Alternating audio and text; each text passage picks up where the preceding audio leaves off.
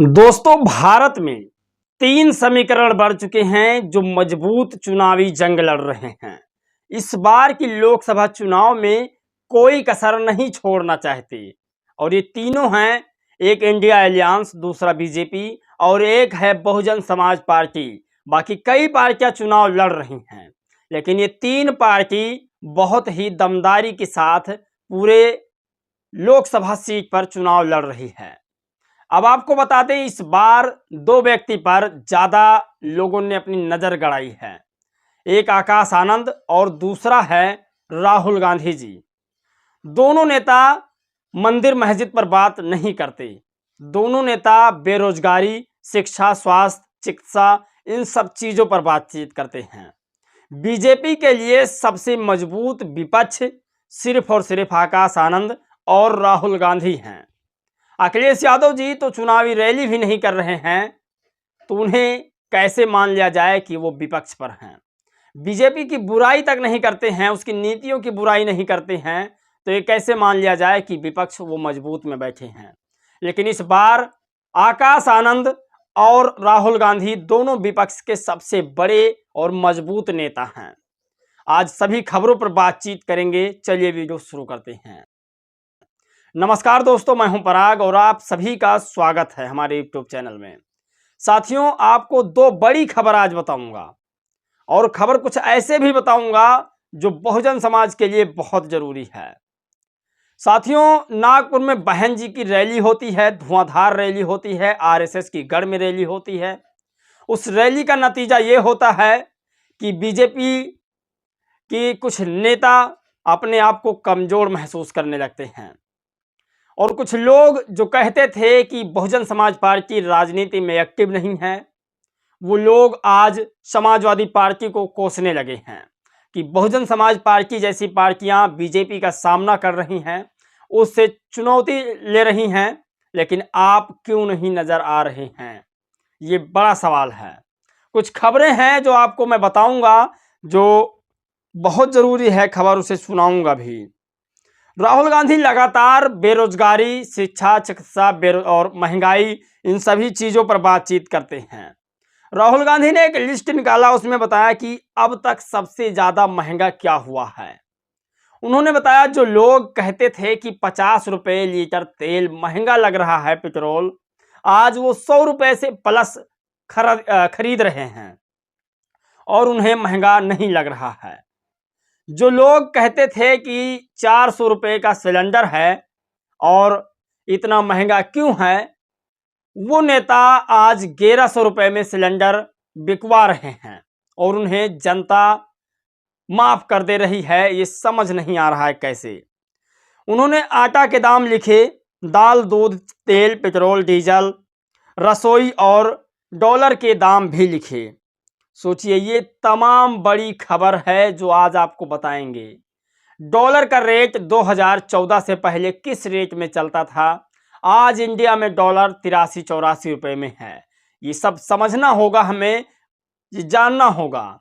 देश की पहचान इकोनॉमिक से ही होती है और देश का रुतबा उसके प्रधानमंत्री से होता है।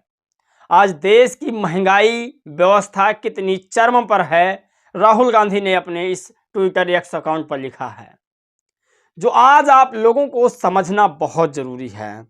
अगर आपसे बात करें इस तस्वीर के बारे में, तो ये तस्वीर है उत्तर प्रदेश की पूर्व 4 बार की मुख्यमंत्री रहने वाली मायावती जी की।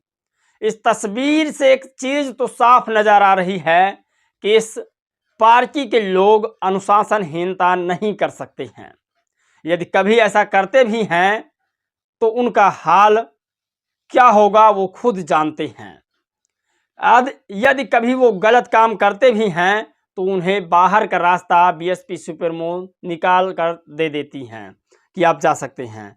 आप सोचिए, आगरा में बुलडोजर पर भी हमला किया है आकाश आनंद जी ने। ये बड़ी खबर है और लगातार जो खबरें वायरल होती है उस पर मैं बातचीत किया करता हूं।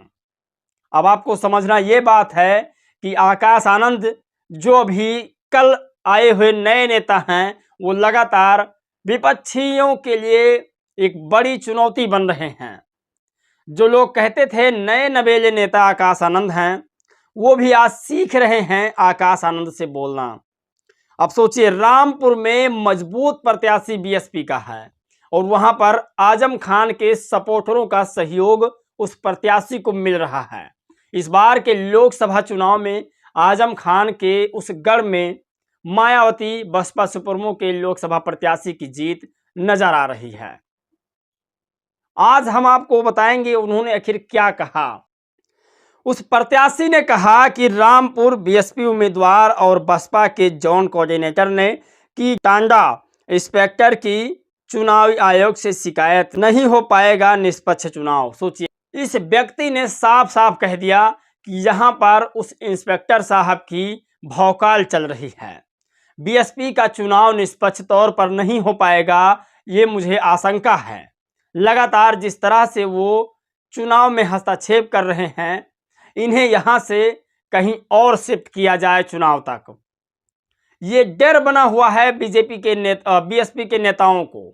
बीएसपी के नेता ने कहा, मुझे डर लगता है कि चुनाव निष्पक्ष कहीं ना होने दें ये लोग। तो ऐसी तमाम बड़ी जानकारी है जो लगातार वायरल है और टीवी अखबार जो नहीं दिखा रहा खबर, उसे हम सब दिखाने की कोशिश कर रहे हैं। पंडित विनीत तिवारी ने कहा कि बीएसपी में एक नया अवतार आया है आकाश आनंद का, जो सर्व समाज की बात को कर रहे हैं। चाहे वो फिर गरीब हो, दलित पिछड़े आदिवासी हो, या फिर कोई सवर्ण समाज का क्यों ना हो, जो सताया गया हो, जो परेशान किया गया हो। विनीत ने लिखा कि योगी बाबा को हटाने के लिए आकाश आनंद एक सबसे बड़े ऑप्शन हैं। उन्होंने बताया 27 के विधानसभा चुनाव में आकाश आनंद जी पूर्णतः उत्तर प्रदेश की राजनीति संभाल लेंगे, क्योंकि आकाश आनंद की अपनी साफ पहचान है। अमर्यादित शब्द व गुंडों वाली भाषा नहीं है। सोचिए, ये तमाम लोग हैं जो आकाश आनंद जी को पसंद कर रहे हैं, सर्व समाज के लोग पसंद कर रहे हैं। और इन्होंने लिखा कि उत्तर प्रदेश को 2012 के बाद कोई सीएम नहीं मिला जो जातिवाद बिना काम करे। दोनों का जाति आधारित काम है, चाहे फिर वो अखिलेश यादव हों या फिर बाबा जी, दोनों जाति धर्म पर राजनीति करते हैं। विनीत तिवारी ने कहा कि आकाश आनंद एक पहले ऐसे नेता हैं जो लोकसभा के पहली रैली में अपने सिर्फ बेरोजगारी, महंगाई, शिक्षा, चिकित्सा, इन सभी मुद्दों पर बातचीत की। जाति धर्म इन तमाम चीज़ों पर बातचीत ना करके उन्होंने देश और दुनिया को एक बड़ा मैसेज दिया है। खबर यह भी है कि राहुल गांधी जी जो महंगाई पर बात कर रहे थे, उसको मैं आप लोगों के सामने क्लियर कर देता हूं। जनता को बड़ी महंगाई पड़ी मोदी सरकार।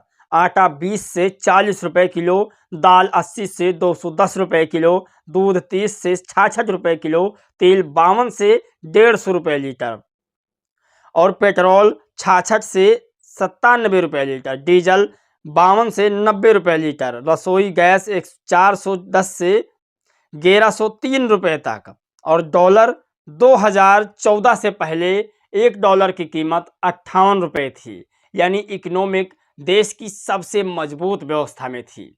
लेकिन आज $1 की कीमत भारतीय रुपीज 83 रुपये हो गई है। अब आप इस बात से अंदाज़ा नहीं लगा सकते रुपये का दाम कितना नीचे जा रहा है। अब बड़ी खबर यह है कि लगातार महंगाई पर बात करने वाले राहुल गांधी और लगातार महंगाई पर ही बात करने वाले आकाश आनंद जी को कितना पसंद किया जा रहा है। यही दो नेता हैं जो विपक्ष में सबसे मजबूत नजर आ रहे हैं। बीजेपी का मुकाबला करने में आकाश आनंद से कोई बेहतर नेता शायद नहीं हो पाएगा। अखिलेश यादव जी लगातार चुप्पी मार कर बैठे हुए हैं, चुनाव सर पर है, रैलियां कर नहीं रहे हैं। दलित पिछड़े आदिवासी व यादव समाज लगातार आंस लगाए बैठा है कि अखिलेश यादव अपनी रैली कब करेंगे, लेकिन अभी तक कोई सूचना नहीं आया है। आप लोग की इस पर क्या राय है, क्या प्रतिक्रिया है, ये जानना बहुत जरूरी है। दोस्तों, इस वीडियो में बस इतना ही। मिलेंगे एक और खबर एक नए राजनीतिक मुद्दों, सामाजिक मुद्दों के साथ। तब तक के लिए जय भीम, नमो बुद्धाय।